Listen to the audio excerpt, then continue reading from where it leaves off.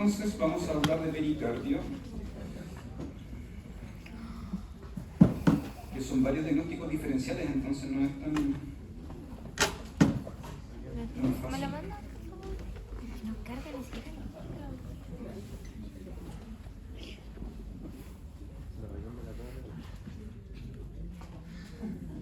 ¿Tienes tu abertura activado? Sí.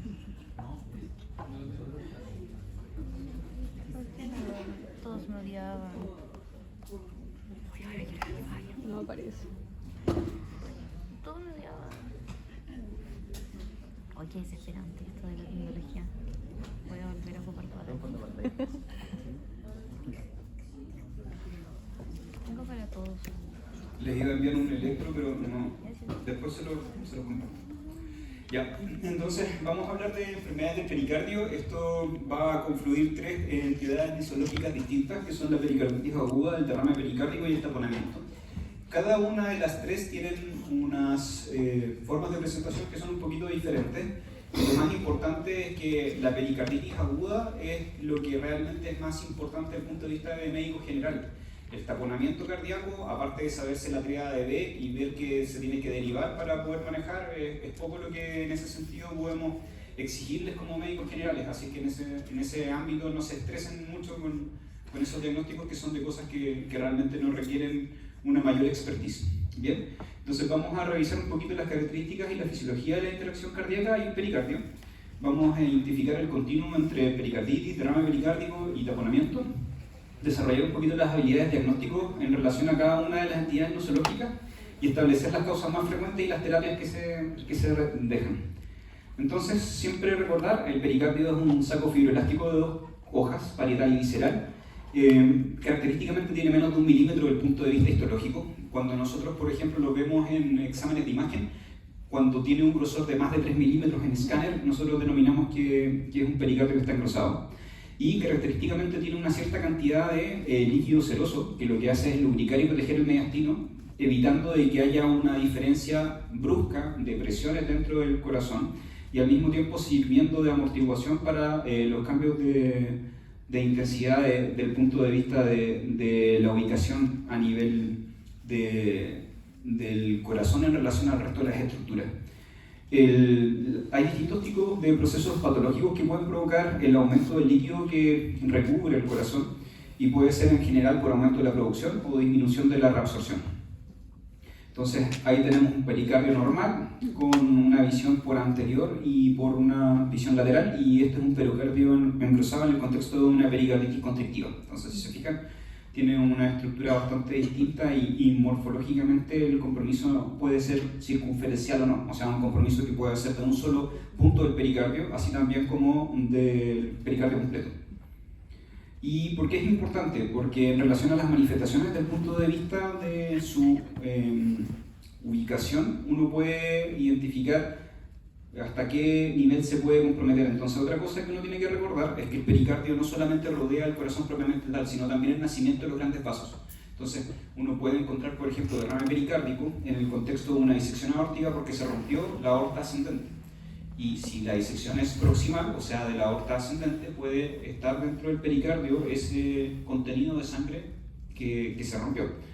Versus, por ejemplo, si el compromiso de la disección es distal al nacimiento de los troncos supraórticos o en aorta torácica descendente, no hay pericardio, por lo tanto no va a manifestarse con derrame pericardio. Entonces, por eso es importante conocer hasta qué punto el pericardio rodea tanto el corazón como los grandes vasos. Entonces, como sabemos, tiene distintas funciones mecánicas, tiene la limitación de la distensión aguda del corazón al mismo tiempo del cambio de posición que pueda producir compromiso a nivel del llenado cardíaco. Tiene una función de lubricante, una función metabólica para disminuir la inflamación y una función de fijación a partir del esqueleto fibroso del corazón y al mismo tiempo del esqueleto axial del cuerpo. Entonces, lo que debemos saber es que desde el punto de vista del llenado, el llenado especialmente de las cavidades derechas está directamente relacionado porque son cavidades de baja presión con las presiones intrapericárdicas. Entonces, cuando se empieza a acumular líquido a nivel del corazón, o sea, a nivel del pericardio, eso lo primero que va a dificultar es el llenado de las cavidades de baja presión. Por lo tanto, Las cavidades derechas son habitualmente los derrames que son circunferenciales, o sea, no localizados, el llenado de estas cavidades, y eso puede provocar síntomas de disfunción aguda ventricular derecha, como lo que ustedes conocen como congestión venosa, por ejemplo, o edema. Y eso lo podemos ver en distintas como presentaciones. Lo importante en relación al pericardio, como decíamos, que tiene este líquido que lo lubrica, que son de 15 a 50 ml, y el aumento que es lentamente progresivo del líquido que lo está conformando no produce grandes cambios en las presiones intrapericárdicas. Los cambios habitualmente se producen en estas presiones cuando el aumento es súbito. Entonces, el paciente que, por ejemplo, lleva muchísimos años en diálisis y tiene una enfermedad renal crónica puede tener un derrame pericárdico muy grande en cantidad, pero como se ha presentado lentamente, no afecta el llenado de las cavidades porque ha sido de lenta presentación. ¿Eso qué significa? El pericardio se empieza a distender y se acostumbra a una cantidad de volumen que antes no tenía, y eso no implica un ascenso brusco de las presiones intrapericárdicas.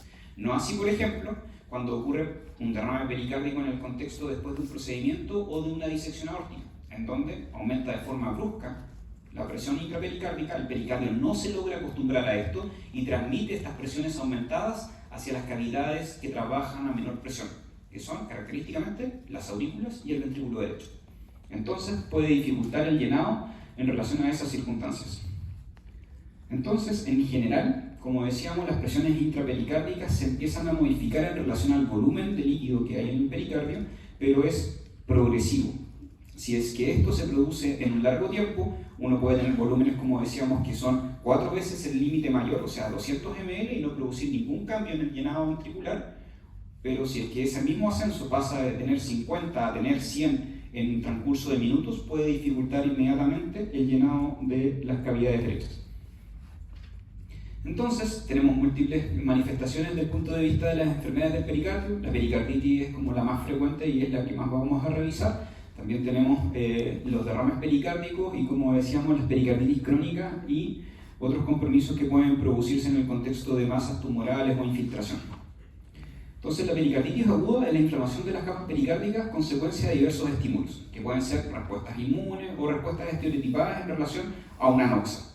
Y pueden identificarse de distintas formas, como pericarditis aguda, recurrente, incesante o crónica, o pericarditis asociada a compromiso del músculo cardíaco, que sería en este caso la miopericarditis. Ya que me reclamaron hace 30 segundos por las preguntas que todavía no han visto, les puse un corazoncito azul a las diapos que debieran saberse, ¿ya? No puedo ayudarlos más. Feliz cumpleaños. Entonces, la principal causa de enfermedades del pericardio es la pericarditis aguda. Sin embargo, es algo infrecuente. Fíjense, representa el 0,1 al 0,1% de los ingresos hospitalarios y 5% de las causas de consulta de urgencia por dolor torácico. O sea, así como vimos que la endocarditis es una enfermedad grave que podemos matar, esta es una enfermedad que en general no es tan frecuente y al mismo tiempo tiene una mortalidad de un 1%. O sea, bueno, esto es una cosa muy personal. Cuando elegí cardiología porque me interesaba saber enfermedades que fueran graves. Eso no te ayuda a dormir bien cuando eres cardiólogo, pero por lo menos hace que las cosas sean entretenidas, porque sientes que estando ahí presente eres útil. La pericarditis no es de las cosas que matan, entonces no es tan entretenida como otras patologías, pero en sí es una patología que es bueno que sepan obviamente diagnosticar, porque sí es un motivo de consulta no tan infrecuente, especialmente en las consultas de atención primaria. Es más frecuente en varones, así como decíamos de la endocarditis, y en general tiene una tasa de recurrencia que es hasta un 30%. Las pericarditis constrictivas, que son los malos de las pericarditis que tienden a cronificarse, son habitualmente asociadas a las causas, y las causas más frecuentes por las cuales se producen pericarditis ahora que son crónicas y de larga duración son pospericardiectomía, o sea, los pacientes operados a corazón abierto, los pacientes con cánceres que tienen infiltración a nivel del pericardio y característicamente la tuberculosis. Entonces, una larga lista de etiologías. Lo que nosotros tenemos que recordar, obviamente, es la idiopática, porque tiende a ser la más frecuente, porque no llegamos a diagnóstico. La infecciosa, en donde los reyes son los virus: Coxsackie, bovirus, adenovirus, parvovirus, herpesvirus, VIH y COVID. Y las etiologías autoinmunes. Como decíamos hace un rato al respecto de los grandes imitadores, todo es lupus, todo es artritis reumatoide, todo es vasculitis, acá es lo mismo. Entonces, como saben, salieron guías nuevas de pericarditis y miocarditis aguda, salieron hace como 4 días. Y la AJA también cambiaron los criterios, así que vamos a revisar los criterios de la AJA, que también son de ahora. Lo primero es que pasaba mucho que hacer el diagnóstico de pericarditis sin poner el punto más importante sobre lo que es imprescindible, que es el dolor torácico de características pericárdicas. Entonces, ¿qué es lo que pasaba? Para hacer los diagnósticos con los criterios clásicos, uno tenía que tener 2 de los 4 criterios, pero se olvidaban que el dolor era imprescindible. ¿Y qué es lo que pasaba? Muchos terminaban con el diagnóstico de pericarditis siendo nada. Entonces ahora le pusieron el punto sobre la I a que el dolor esté presente. ¿Bien? Y eso fue el cambio que pasó tanto en las guías americanas como europeas. Entonces, ¿qué es lo que nos dicen? Presentación clínica sugerente, o sea, el dolor torácico clásico que mejora con la posición sentada o inclinado hacia adelante, más al menos un hallazgo adicional lo hace posible y lo hace definitivo cuando tiene 2 hallazgos adicionales. ¿Y cuáles son? Los frotes. En menos de un tercio de los ciento de los pacientes, en general es un frote que se produce en relación a la posición paraesternal izquierda y es especialmente importante o más fácil de diagnosticar y escuchar cuando el paciente se inclina hacia adelante. Los cambios eléctricos. Los cambios en el electrocardiograma consisten habitualmente en la elevación difusa del ST o la depresión del segmento EPR, que está presente en un 60%. La elevación de los parámetros inflamatorios, ese criterio diagnóstico antes no estaba, ahora está presente porque, como dijimos, las causas más frecuentes son idiopáticas o infecciosas virales, entonces pueden tener estos parámetros inflamatorios elevados. La presencia de imágenes cardíacas, que en general lo que más hacemos es el ecocardiograma, pero a veces puede ser que le hayamos tomado por un dolor torácico en estudio del paciente un escáner y haya aparecido el derrame pericárdico. Entonces también puede ser en escáner o ecocardiograma. También nos sirve la cardioresonancia, pero es un examen que es muy acotado, que no está presente en casi ningún lugar. Por eso es que es mejor recordar bien el eco y el escáner. Y las imágenes cardíacas que puedan demostrar inflamación en el pericardio, que habitualmente son el escáner del tórax con contraste y la resonancia cardíaca. Entonces, cuando tenemos el dolor más al menos 1, es un diagnóstico de pericarditis posible, y si tenemos 2, es diagnóstico definitivo. ¿Bien? Entonces, diapo grabada a presión en la piel. En relación a las clasificaciones, podemos clasificarlo de distintas formas. Aguda, cuando dura menos de 4 a 6 semanas. Incesante, cuando no ha podido pasar con más de 6 semanas de tratamiento o con más de 6 semanas de manejo. Y crónicas, cuando tienen más de 3 meses. Entonces, como decíamos, las manifestaciones clínicas son fiebre pero no alta, malestar general, dolor torácico, mialgias, y el dolor torácico habitualmente es agudo o punzante y puede simular también en algunas condiciones ANCOR. Lo bueno es que es más frecuente esta presentación clínica en pacientes que son hombres jóvenes, entonces tienden a no tener un confusor tan frecuente en relación al síndrome coronario agudo. Indudablemente que lo que nos corresponde a nosotros como médicos y como internistas, si a alguno le gusta después la rama y cardiólogos, es descartar lo grave. Entonces, indudablemente que si el paciente tiene los síntomas, igual le vamos a tomar el electro, y si tenemos la mínima sospecha, vamos a hacer curva de biomarcadores, eso sin duda. Y es característico que el dolor se exacerba con inspiración y movimientos y cede al inclinarse hacia adelante.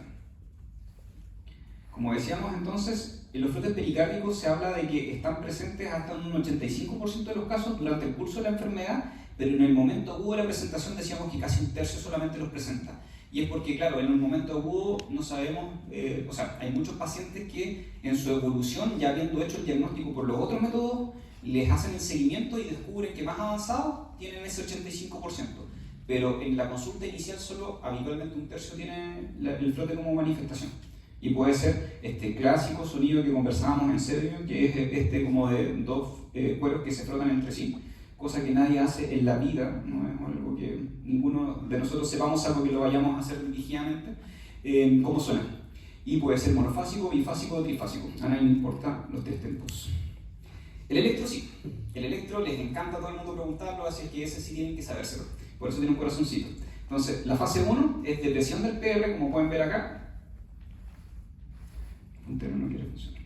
La depresión del PR con un ST generalizado, entonces característicamente el paciente tiene un ST que no tiene un origen potencialmente isquémico coronario, o sea, tiene un ST en pared anterior, lateral e inferior, o por ejemplo anterior y lateral, o anterior e inferior, o sea que no se explica por una oclusión aguda coronaria en el contexto, por ejemplo, de un síndrome coronario agudo, sino más bien es difuso. Esa es como la marca de agua de esta patología.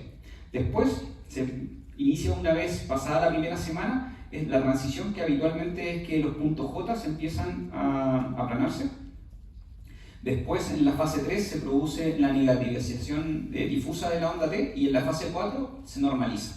Entonces, en general, el 60% de los pacientes, en algún momento en el cual nosotros encontremos el diagnóstico, va a tener alguno de estos cambios. Lo más importante, marca de agua, cambios difusos, que no son explicados por una oclusión aguda coronaria. Bien. El ecocardiograma, como decíamos, en un 60% de los casos nos va a mostrar derrame pericárdico o signos de inflamación pericárdica, pero el otro 40% lo va a tener normal. Y en general lo que nosotros podemos tener también es que no encontremos, por ejemplo, estos hallazgos a nivel del ecocardiograma, pero sí veamos un corazón que está como con crecimiento difuso de las 4 cavidades en una radiografía de tórax. Y por ejemplo, esa es una imagen de cómo nosotros podemos encontrarnos con hallazgos asociados de derrame pericárdico. Como se ve en la imagen A, por ejemplo, se ve que esto que está, el pericardio en sí, es la membrana que está por fuera del corazón, y estas como trabeculaciones no son otra cosa que signos inflamatorios de adherencias que se producen dentro del pericardio. Esa parte negra, en donde están esos signos con la flecha marcada, que son como trabeculaciones, es el pericardio. Entonces está muy dilatado, o sea, tiene una gran cantidad de derrame y aparte signos de lo que nosotros denominamos signos de organización. Y este mismo caso es con el paciente después de haberse tratado, y si se fijan, desaparecieron todos esos hallazgos. El escáner nos sirve porque, como decíamos, normalmente el pericardio mide 1 milímetro de grosor. En el escáner es anormal cuando mide más de 3 milímetros. Entonces, como pueden ver ahí en la imagen, se ve un engrosamiento del pericardio en donde se encuentra la flecha blanca. Y el PET, que es este examen de medicina nuclear marcado con el radioisótopo, nos permite ver inflamación y, por lo tanto, cronicidad o no cronicidad en el contexto de un cuadro de pericarditis. La cardioresonancia muestra un poquito lo mismo, en distintas fases en relación a la concentración de líquidos que uno puede obtener en relación a la cardioresonancia, puede tener hallazgos diferenciales al respecto del compromiso inflamatorio. ¿Qué factores debemos saber que pueden identificar a los pacientes que le va a ir mal? Pacientes que tienen fiebre alta, pacientes que tienen un curso subagudo, o sea que llevan un par de días de evolución, pacientes que tienen evidencia de un derrame pericárdico severo, y severo es más de 20. Y esa es una pregunta que puede aparecer. La presencia de taponamiento cardíaco con la triada de Deck semiológica, la ausencia de respuesta frente al tratamiento básico, que habitualmente son AINES, y la asociación con miopericarditis, o sea, pericardio y miocardio inflamado, inmunosupresión, traumas o uso de anticoagulantes orales. Entonces, nosotros hacemos el diagnóstico clínico de pericarditis si el paciente tiene una sospecha importante de etiología específica o tiene factores de mal pronóstico, como los que nombrábamos acá. Nosotros podríamos plantear que este paciente se hospitaliza. Pero como decíamos, las pericarditis casi no se hospitalizan. La mayoría se manejan de forma ambulatoria, porque la mayoría no tienen estos como factores de riesgo. Entonces, lo que nosotros hacemos es diferenciar la presencia de estos factores para ver qué paciente debiera hospitalizarse o no. De las cosas importantes que uno siempre tiene que recordar es que el paciente, por ejemplo, le dejaste tratamiento y no tenga respuesta, o sea, siga con dolor, siga con fiebre, siga con dolor torácico, que tenga un derrame pericárdico de más de 20 milímetros, o obviamente signos clínicos de taponamiento, o que tenga miopericarditis, o sea, que tenga clásicamente las características de una pericarditis, pero además tenga troponinas elevadas. Ese paciente tiende a ser un paciente de más riesgo de eventos de arritmias y, por lo tanto, mala evolución. Ese paciente es el paciente que deberíamos hospitalizar, que, como decíamos, es el menor grupo de pacientes. El tratamiento está relacionado con la actividad inflamatoria, que, como decíamos, es una actividad que es más bien como simétrica para todas las causas. En general, la mayoría de las etiologías producen la misma reacción inflamatoria por parte del pericardio, y por eso es que está asociada principalmente al mismo tratamiento, que son corticosteroides, antiinterleuquinas, factores que alteran la agregación, por ejemplo, de distintas dianas que participan dentro de la mecánica celular, como la colchicina, o el uso de antiinflamatorios no esteroidales. Entonces, los pacientes que tienen alto riesgo debieran ir a hospitalización. El paciente que no cumple los criterios de alto riesgo se maneja ambulatorio. El paciente que se maneja ambulatorio, habitualmente dependiendo de la causa, lo dejamos con 2 tratamientos: colchicina y además, según la etiología, aspirina en dosis alta o antiinflamatorios en dosis alta.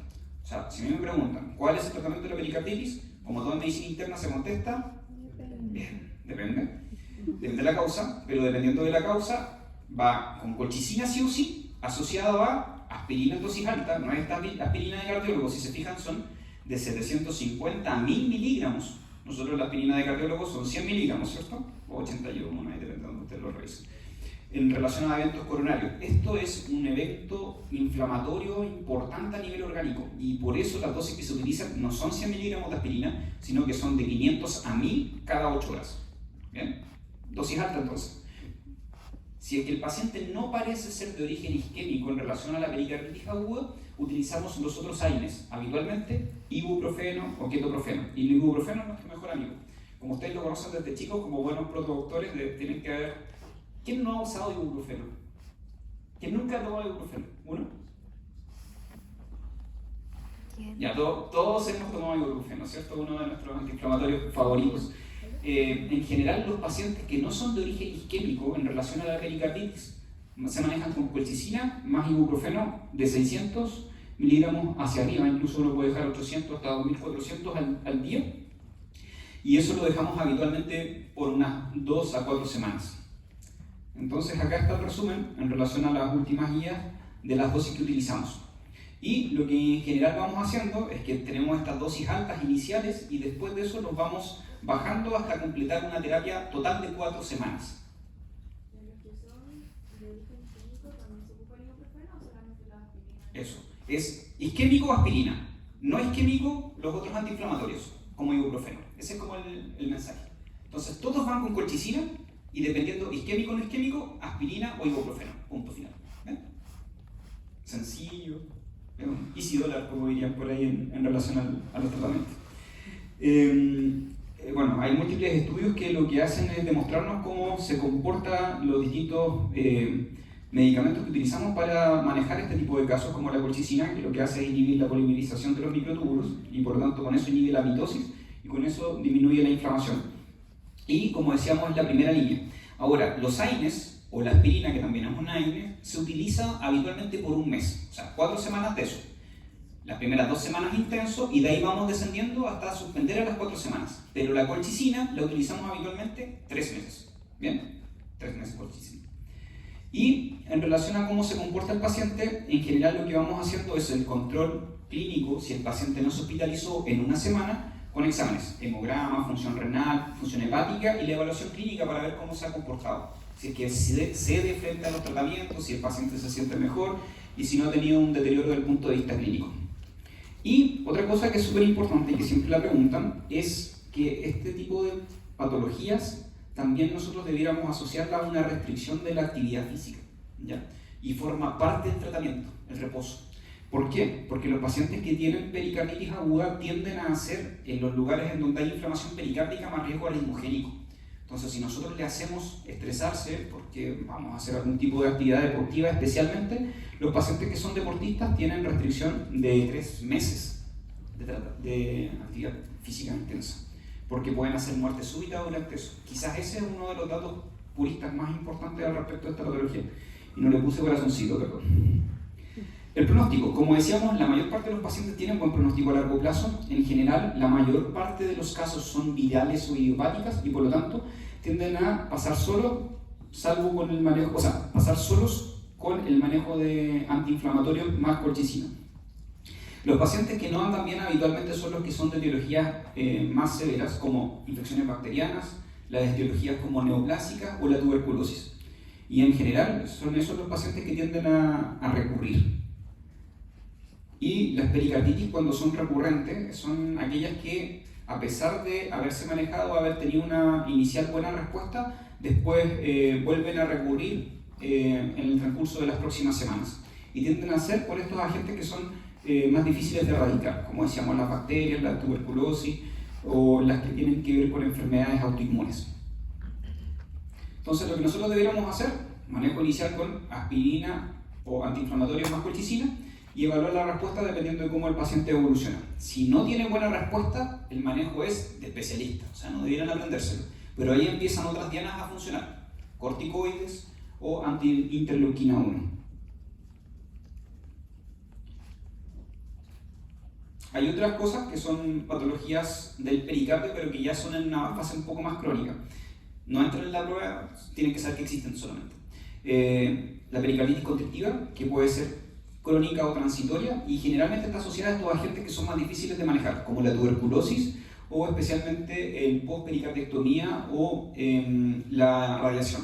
Los pacientes que, por ejemplo, han sufrido de cáncer de mama izquierdo o con linfomas que han tenido que ser irradiados a nivel centrotorácico, especialmente en los casos en los cuales esta irradiación fue hace muchos años, los campos de radioterapia eran más extensos y por lo tanto podían producir daño a estructuras vecinas.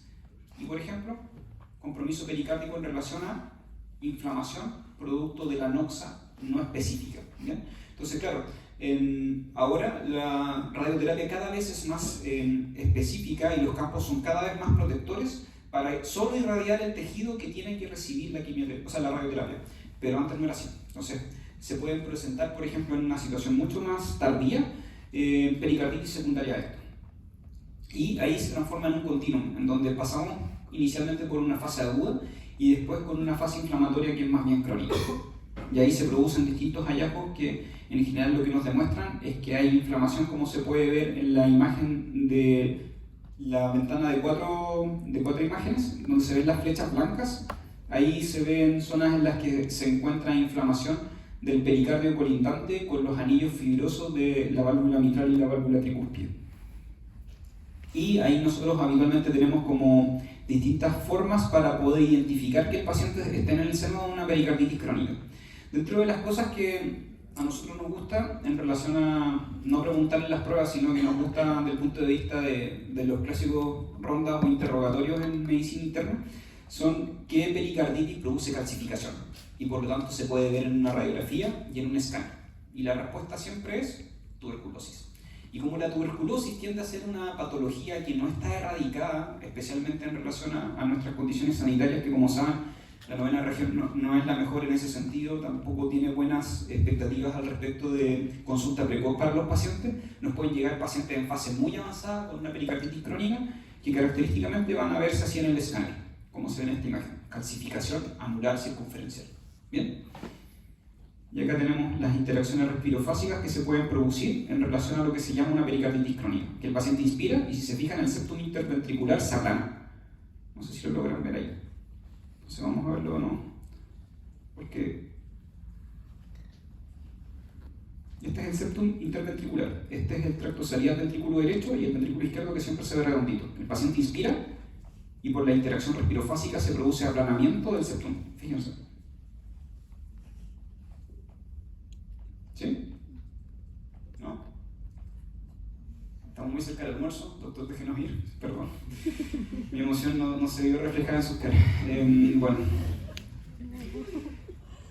La verdad es que desde el punto de vista de estas patologías, que son las pericarditis más bien crónicas, el tratamiento en general depende de la causa. Si es que es de origen infeccioso por tuberculosis, el tratamiento es de una larga duración con antituberculosos, que en general tienden a andar bien con esa respuesta, digámoslo así, más medicamentos antiinflamatorios. Sin embargo, hay pacientes que no andan bien con esa terapia y uno tiene que ir quirúrgicamente a intervenirlos para poder liberar el pericardio. Y ahí lo que hacen los cirujanos cardíacos es abrir el pericardio para disminuir el estrés que se produce sobre el miocardio, porque el pericardio no está no se comporta adecuadamente para resguardar las presiones intracardíacas. Pero hay veces en que el compromiso del pericardio y el miocardio es tan cercano que no se puede liberar sin destruir el miocardio.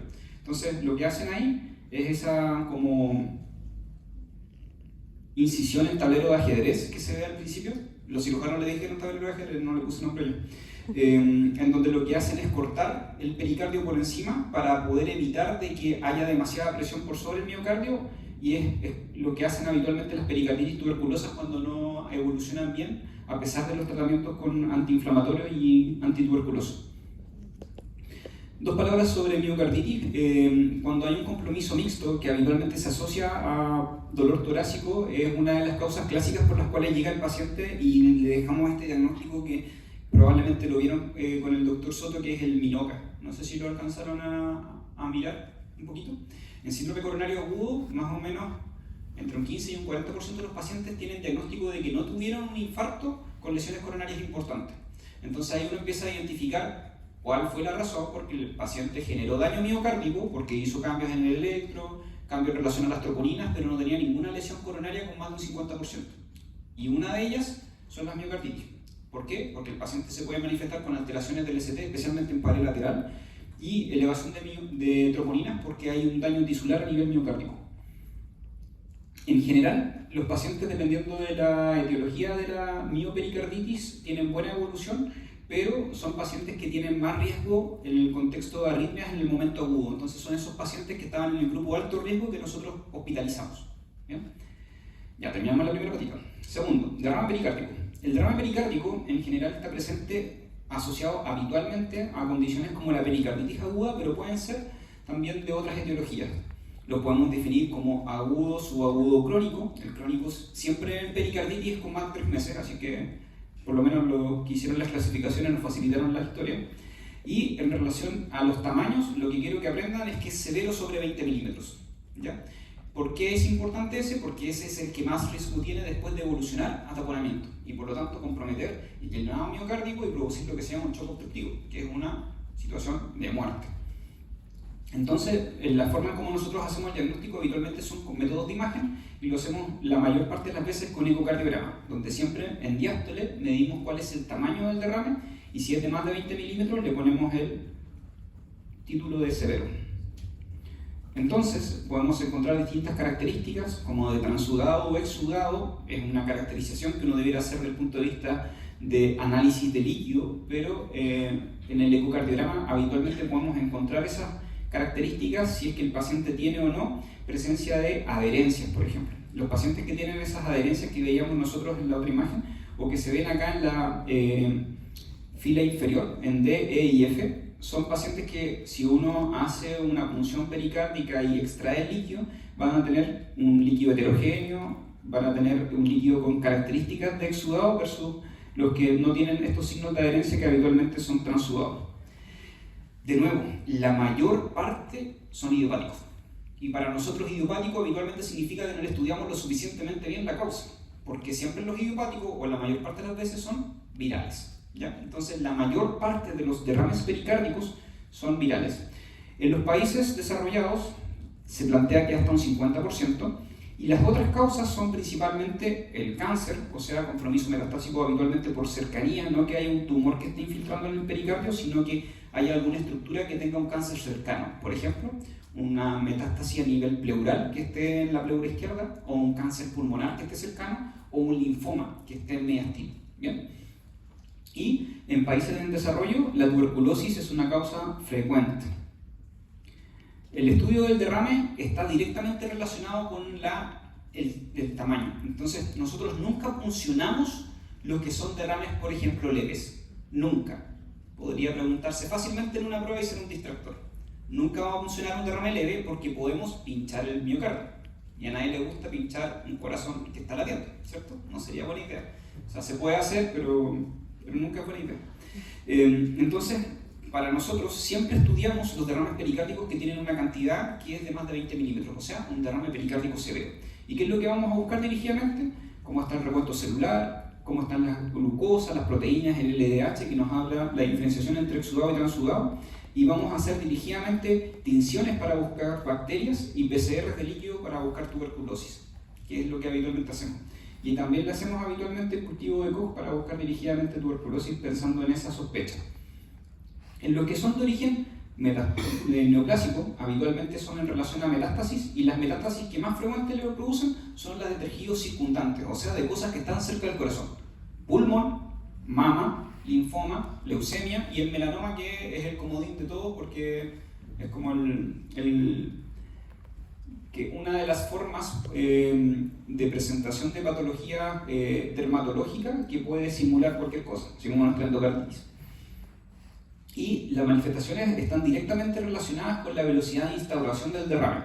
O sea, hay muchos pacientes que pueden tener hasta un 50% un hallazgo causal, o sea, un hallazgo casual, perdón. O sea, van a hacerse un ecocardiograma por otra causa y le encuentran un derrame. Pero el paciente nunca tuvo dolor torácico, ninguna manifestación clínica. Otros que ya se producen en relación a que el paciente tenga una cantidad que al menos sea moderada a severa, es la presencia de disnea, fatiga o shock. Y el dolor torácico en un 25% de los casos. ¿Qué es lo que vemos en el electrocardiograma? En el electrocardiograma característicamente vemos complejos pequeños. Esa es la característica del sello del derrame pericárdico. Y en la radiografía de tórax podemos encontrar el signo de botella de agua que se ve en relación a la silueta cardíaca en la radiografía P. Entonces, en los derrames pericárdicos, ¿qué es lo que nosotros debiéramos hacer? Identificar si el paciente en un principio, cuál es la causa de consulta, en segundo lugar, cuál es su situación clínica actual, porque ahí lo más importante es diferenciar dentro de los derrames si está con el taponamiento, que es la forma más grave, o está solo con un derrame pericárdico. Y con eso separar las aguas.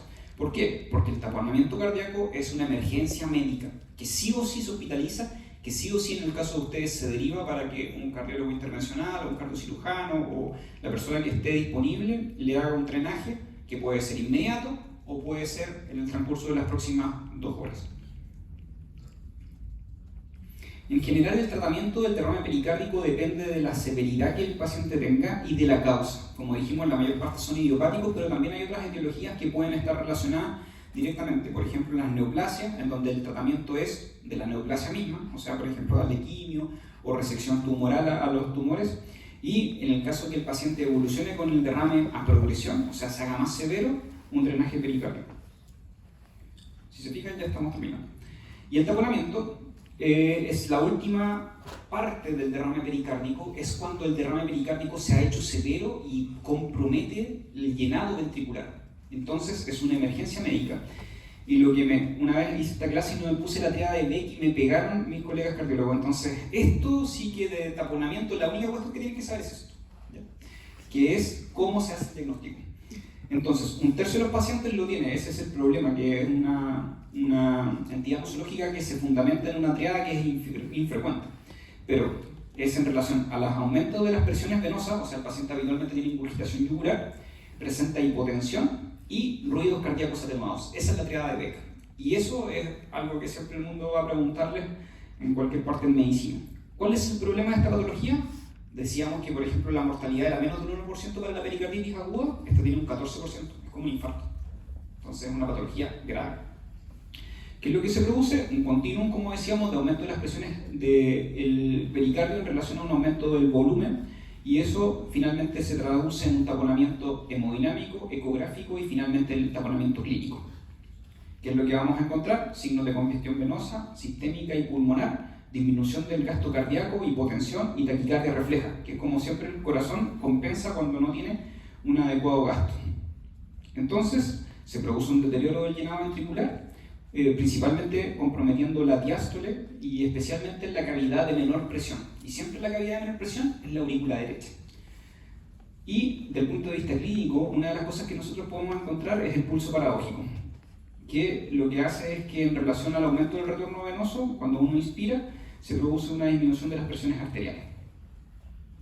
Y eso, por ejemplo, es lo que vemos. Son imágenes de nuestro centro, considerando los malos turnos que tengo, mías, por supuesto.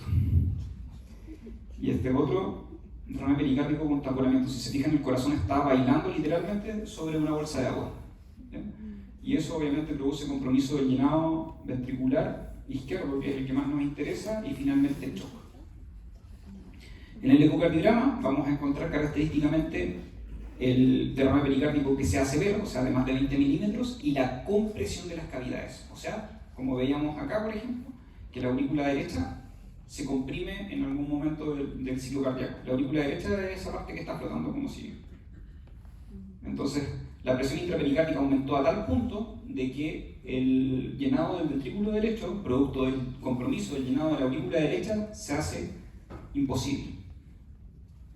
Y ahí hay múltiples cosas que nosotros vamos a buscar dirigidamente. Lo que en el electrocardiograma se presenta acá es la alternancia eléctrica. Entonces, si se fijan, En este electrocardiograma, lo que uno puede ver ahí donde están las flechitas azules y rojas, es la presencia de complejos QRS que son grandes y pequeños, ¿ya? Y ese es el signo electrocardiográfico como patognomónico de taponamiento cardíaco. En general, cuando nosotros tenemos un taponamiento cardíaco, no estamos tomándole tranquilamente un electro al paciente está a puertas de morirse. Pero se puede ver cuando el paciente tiene un derrame pericárdico que de forma retrospectiva le fueron a hacer el diagnóstico porque el paciente llegó tan grave que, por ejemplo, lo intubaron y ahí se encontraron con estas sorpresas. Y el signo ecográfico más importante es que se comprime la aurícula derecha en relación al diástole. Entonces se produce que esa zona se compromete en relación a las presiones intrapericárdicas aumentadas. De las causas, enfermedad renal crónica, cáncer y sepsis son las más frecuentes. Aquí, ¿por qué enfermedad renal crónica? Como saben, en la enfermedad renal crónica el paciente en diálisis tiende a tener presiones hidrostáticas aumentadas porque no son capaces de eliminar el líquido y por eso tienen que dializarse para poder eliminar esta hipervolemia mantenida. Y por eso se empieza a producir un aumento de las presiones hidrostáticas a todo nivel. Y eso compromete y produce, por ejemplo, entre otras cosas, anasarca, se puede producir ascitis, derrame pleural y también pericardio. Y el tratamiento está de la mano del drenaje pericárdico, y el drenaje puede ser de origen, o sea, de manejo percutáneo, o sea, con un catéter especial que uno pone dentro del pericardio, o quirúrgico, dependiendo de la causa por la cual tenga el paciente el derrame pericárdico y si esto sea recidivante o no. O sea, el paciente que, por ejemplo, tiene múltiples derrames pericárdicos, uno habitualmente puede hacerle lo que se llama una ventana pericárdica, que es comunicar el pericardio con la pleura izquierda para que la pleura izquierda reciba el líquido en exceso y la reabsorba y el pericardio descanse, porque el corazón es más importante que los pulmones. Entonces, ¿cómo hacemos nosotros la diferenciación entre qué paciente va a ir inmediatamente o no al respecto del manejo con drenaje? Vemos la etiología, en donde las más frecuentes son las más de gravedad, y que tienden a ir a taponamiento son las enfermedades más graves, que son habitualmente las enfermedades malignas, o sea, las neoplasias y la tuberculosis. Eso le da 2 puntos. El paciente que por presentación clínica tiene alto riesgo, por ejemplo, el paciente que tiene un pulso paradójico o que se presenta en el contexto de los síntomas clínicos de taponamiento cardíaco, tiene más puntuación. Empeoramiento rápido, la presencia de pulso paradójico y la presencia de ortopnea o presiones sistólicas reducidas. Y después ver las imágenes. El paciente con derrame pericárdico de más de 20 milímetros es el que más riesgo tiene de avanzar hacia algo severo, y el paciente que, por ejemplo, tenga colapso del ventrículo derecho, de la aurícula derecha o del ventrículo izquierdo. Esos son los pacientes que tienden a progresar mayormente. O sea, si se fijan, muchos de estos dependen de un eco que ustedes no van a tener. Por lo tanto, en sí no es tan fácil para nosotros como médicos generales hacerlo. Como se ve horrible,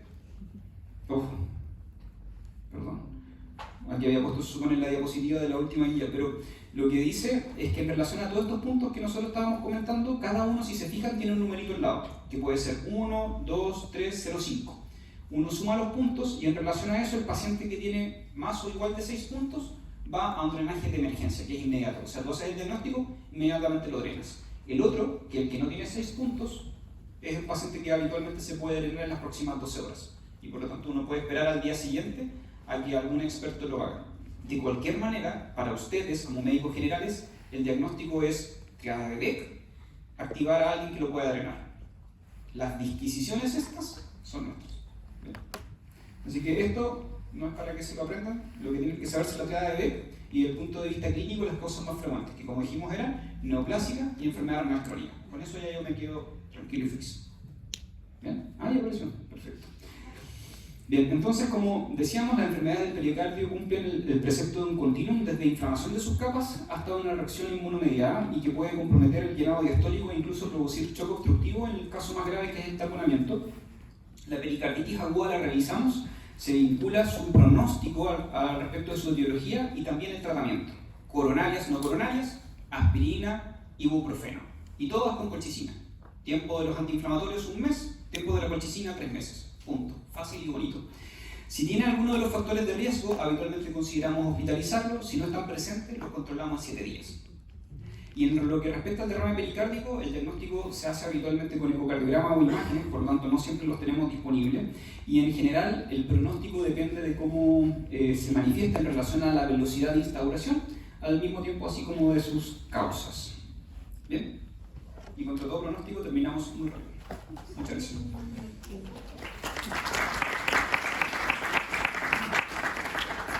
Dudas, consultas. Acaba de mencionar que si la causa es coronaria o no coronaria, lleva colchicina igual, ¿no? Sí o sí colchicina. Ya. Entonces ese es nuestro como piso. Coronaria, aspirina, no coronaria, ibuprofeno. Punto. En lo que respecta a pericarditis aguda.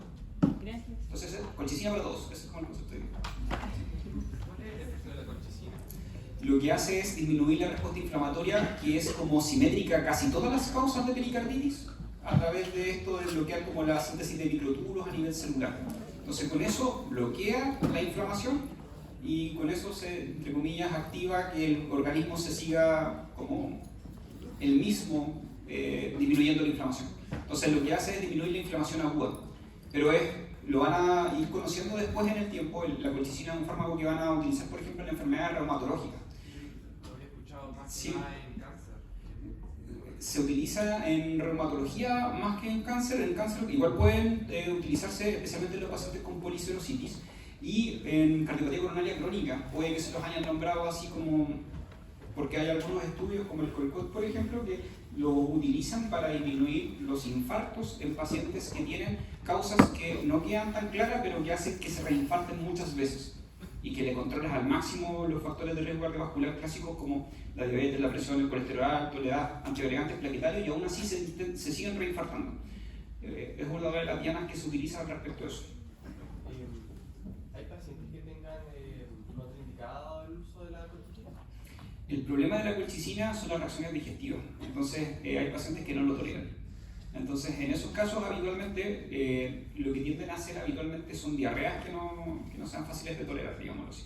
Y frente a eso lo que uno puede hacer es dejarlo solo con los otros antiinflamatorios o ya considerar los corticoides. Pero los corticoides no son para ustedes. Los corticoides ustedes tienen que saber que existen, pero los debe dejar ojalá un especialista, ¿ya?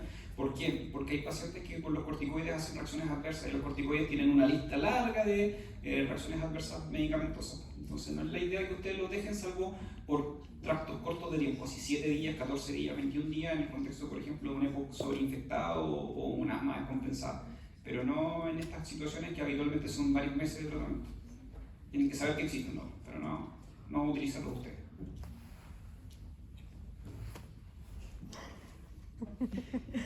Es como si... Qué chivo. Ya, yo. Había hablado del drenaje como hacia la pleura, y eso no da como riesgo de que haya un derrame de pleura también. O sea, como que quede la embarrada, sin preocupar. Sí, existe esa posibilidad.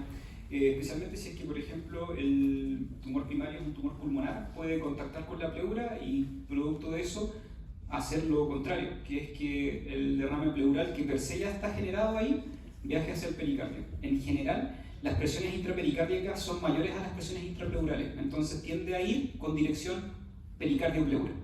Pero sí también pueden pasar problemas al respecto de eso. De hecho, hay ventanas que son imposibles de realizar por esa misma situación. Entonces ahí empiezas a ponerte un poco ingenioso con respecto a las formas como puedes tratar a las pericarditis, o sea, los derrames pericárdicos crónicos, que son de etiología o por este tema de la diálisis crónica o por las neoplasias, pero sí puede transformarse en un problema. Para nosotros, en lo de pregrado existe, eso es lo que tenemos que saber.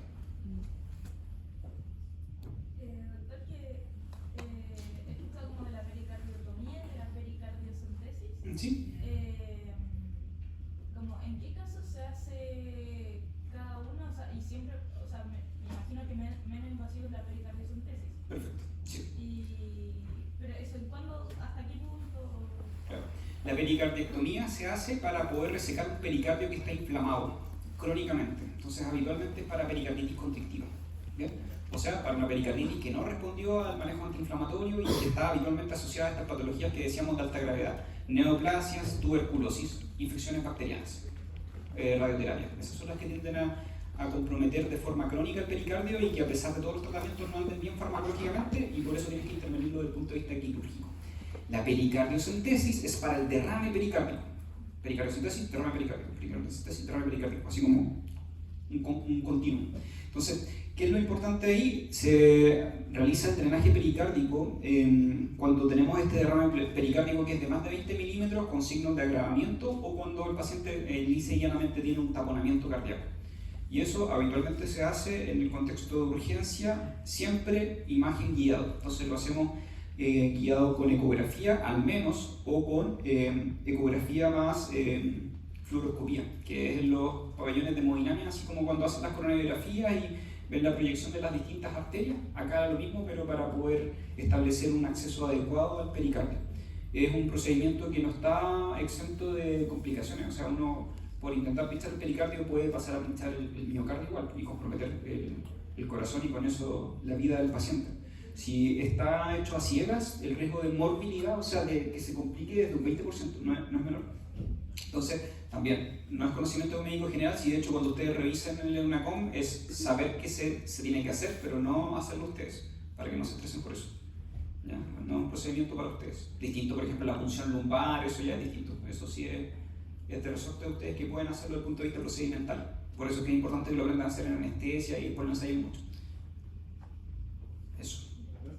En caso de que, por ejemplo, un linfoma provoque un derrame, ¿la administración de colchicina podría ayudar a tratar el linfoma?